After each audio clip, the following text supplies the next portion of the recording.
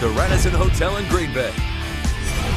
This is Locker Room with Local 5 Sports Director Bert Griffin. Green Bay has plenty to be thankful for this month of November. And with wins in 3 of their last 4 games, the Pack is almost back to 500. And after beating the Lions on the road, the defending Super Bowl champs are headed to Lambeau Field for some prime-time football on Sunday night. Get ready for another edition of Locker Room.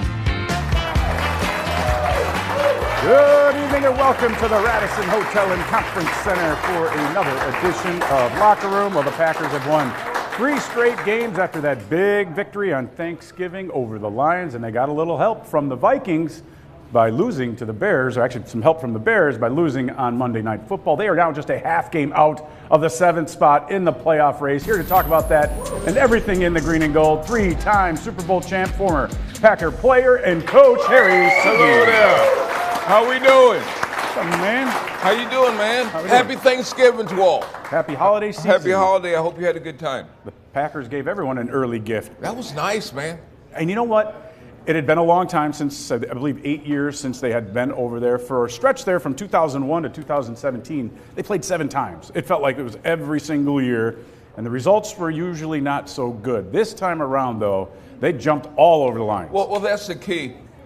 Early in the game, when they wasn't tossing the side to return, I'm Right. sitting there and thinking to my wife and said, they're going deep.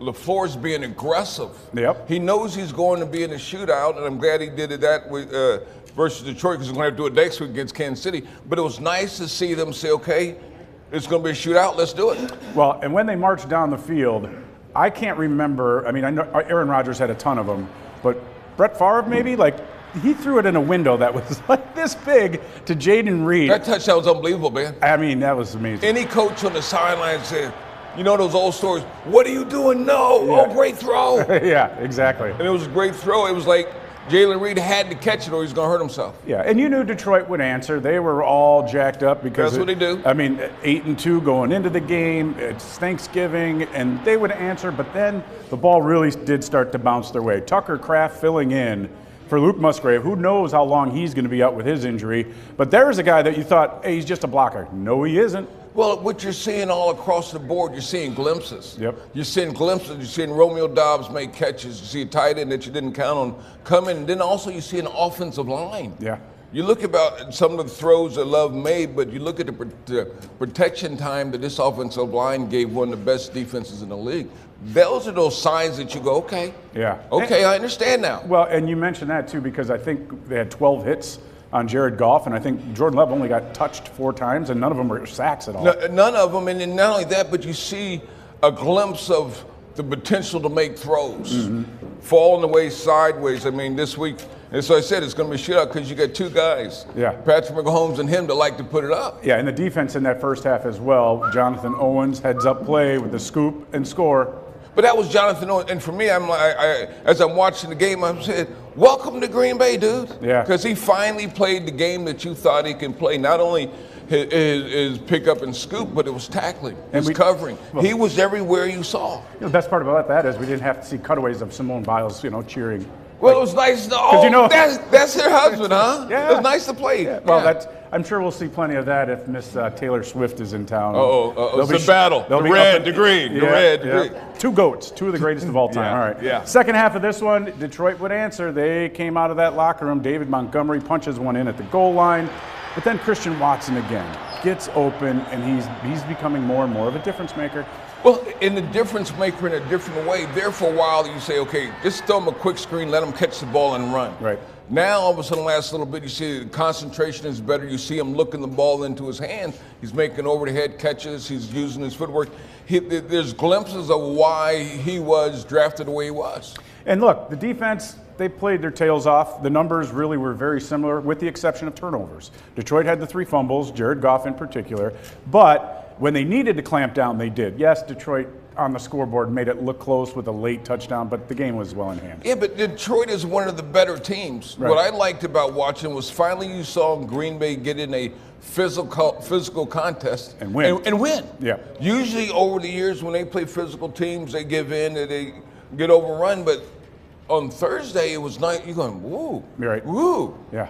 This is one of those things they start off a certain way, and then you look at LaFleur, the offensive, what he did offensively, you go, wow. Yeah, and I think from a big picture standpoint, clearly Philadelphia's here. Oh, yeah. And then you've got San Fran and probably Detroit with Dallas in the mix. I mean, Dallas really hasn't beaten anybody good. They seem to beat up on the bad teams.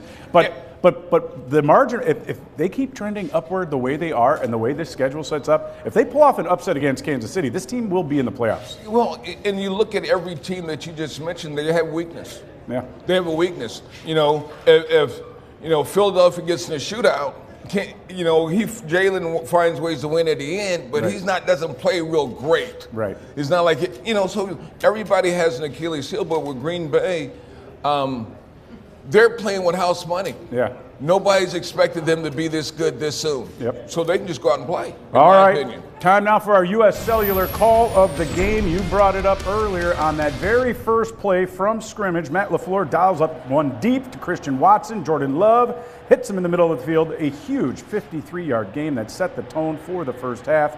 Christian Watson with the big bomb on the very first play. That's our U.S. Cellular call of the game. Do you like when you used the word aggressive?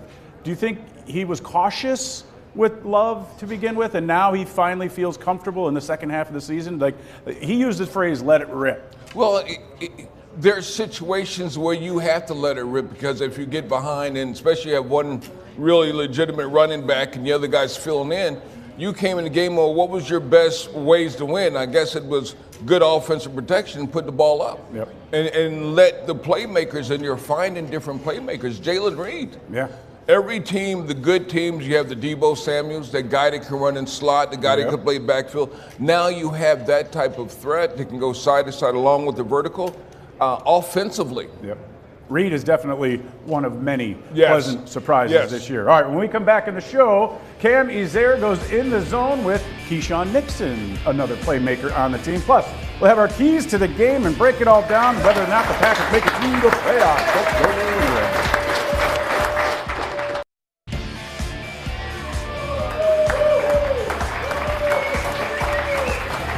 Welcome back to Locker Room. Hi, Steve. You've got some loyal friends here at the show. He's Harry Sidney. I'm Burke Griffin. The Packers have a Sunday night showdown against the Chiefs. And when the schedule originally came out, there were only a handful of primetime games, and everyone thought, oh, man, they might flex this one out to a lower, like a noon or a 3:25. Definitely not the case. The entire world, or the entire country, is going to be watching, and this is the Packers' chance to show everybody that they could be for real. Well, they had a large crowd on Thanksgiving. I forget the numbers that they reported, one of the best watched. And now Sunday night against the Kansas City Chiefs,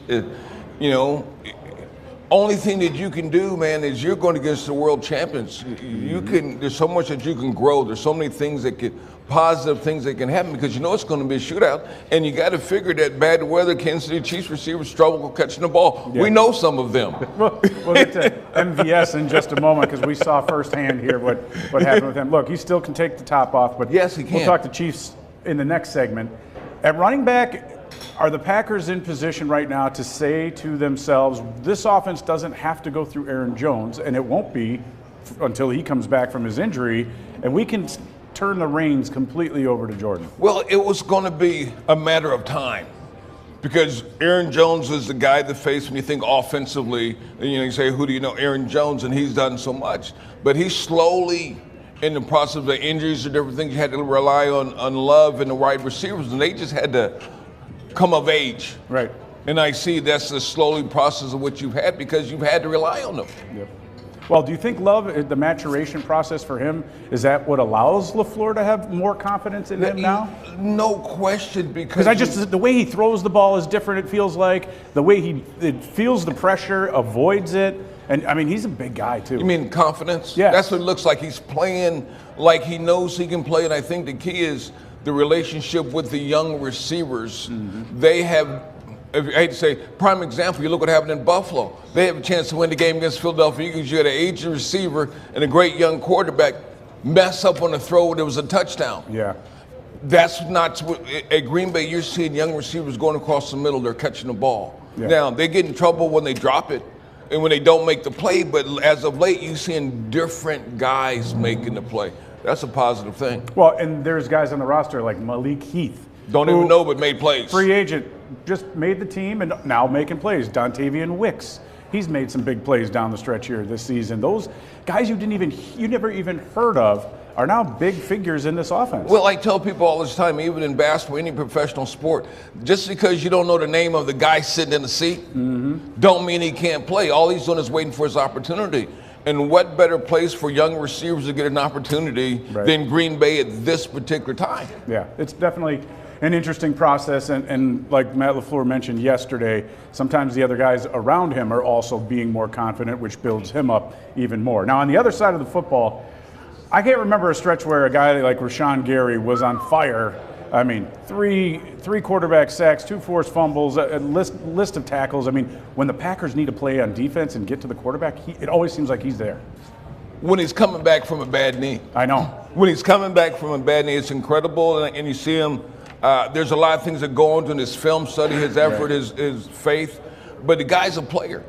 Every now and then you have guys that are players that you can build teams around, and on the defensive side of the ball, he's that guy for this team.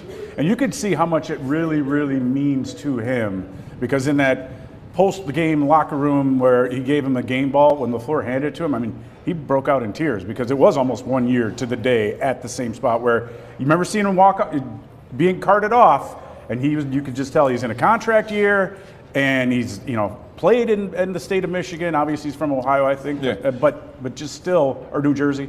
I don't know. But the thing about it is, you love seeing a guy that wants to be great. Yes. There's a lot of guys that want to be good. Here's a guy that wants to be great, and he's on your team. You sign him, and that's something that you can build around. Yeah, he's definitely earned that money for sure. Now, on the defensive side, in the backfield, you might get guys like Darnell Savage back sooner than later. Hopefully, Jair Alexander. But what about all of these other guys that have just filled a great role? And again, Jonathan Owens, he's one of the only veterans in there with Keyshawn Nixon. But it just seems like, wow, this is a group that is tight, and they're young, and they're just very good ball players. And for a coach, speaking as a coach aspect, you want guys that are young, that are battling, that are hungry, that want the opportunity. And you see them doing the things that, guys are making plays that you go, who's his name? I don't know, but he's making a play. Right. And across the board, that's what they're doing, and that's what they're going to need this week because they're going to be tested. Yeah, there's a lot more weapons on this team on offense. They're going to be tested, but I think they're going to be up for the test. Yeah. That's the fun part about it. We get to see it on Sunday night, man. All right, we're going to break down those Chiefs in just a moment. We'll also have our keys to the game coming up, but first, it's our Easy Tab Fan Cam. You're watching Locker Room. Don't go anywhere.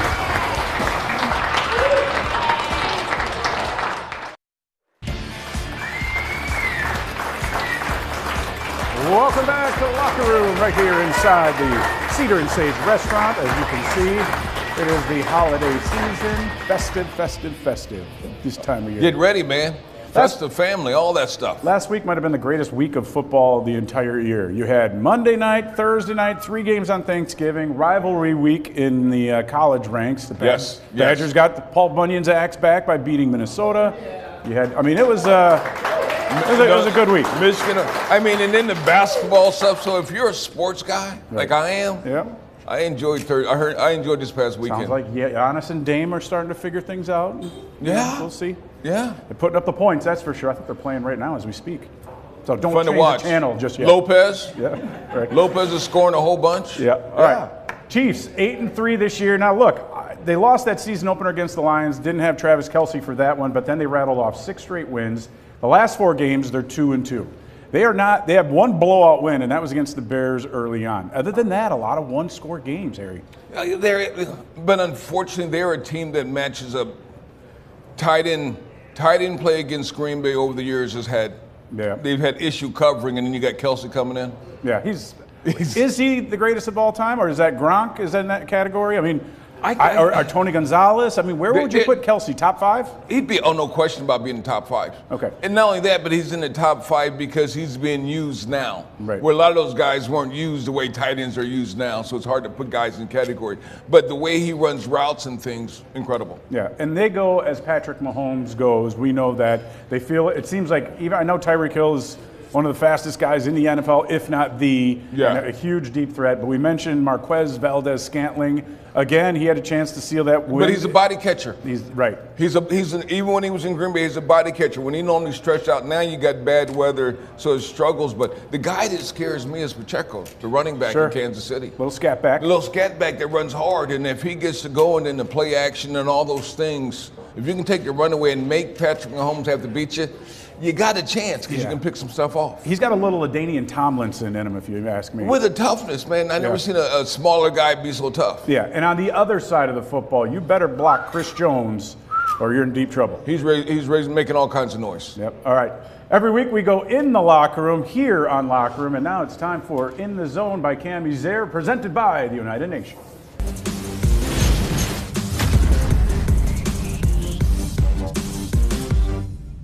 Here with Packers DB Keyshawn Nixon. Keyshawn, you always come with a little bit of swag. Where do you think that stems from? Just being a California kid. Growing up, you had to dress or you got talked about, so I bring it to football too. And in terms of this season and how you feel like this defense has overall performed, how do you feel like you guys have gelled as a group? I think we're doing better.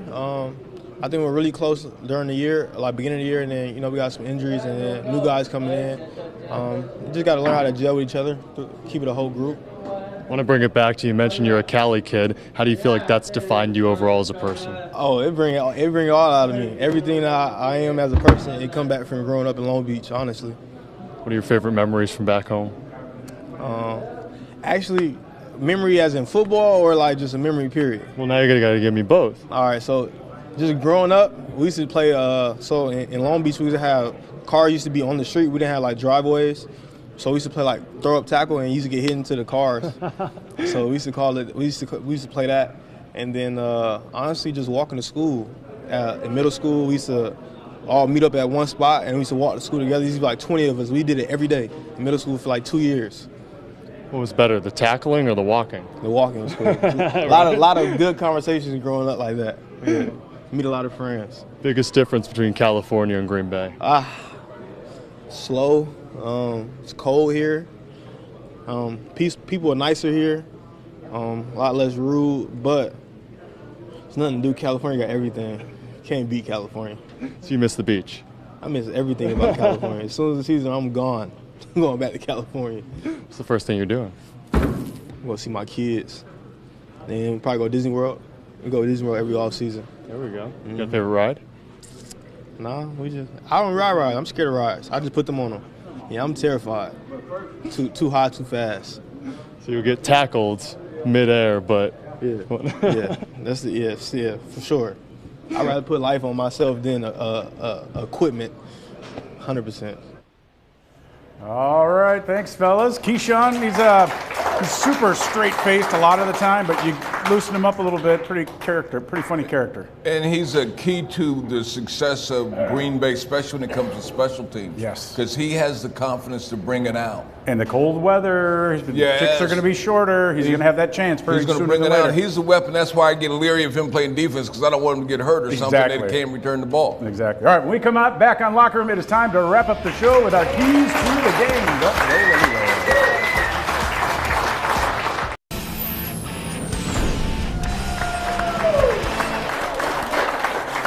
Well, welcome back to Locker Room. Those are our best seats in the house. Chad and Barb Hendrickson from Green Bay enjoying those courtesy of Viper Industrial.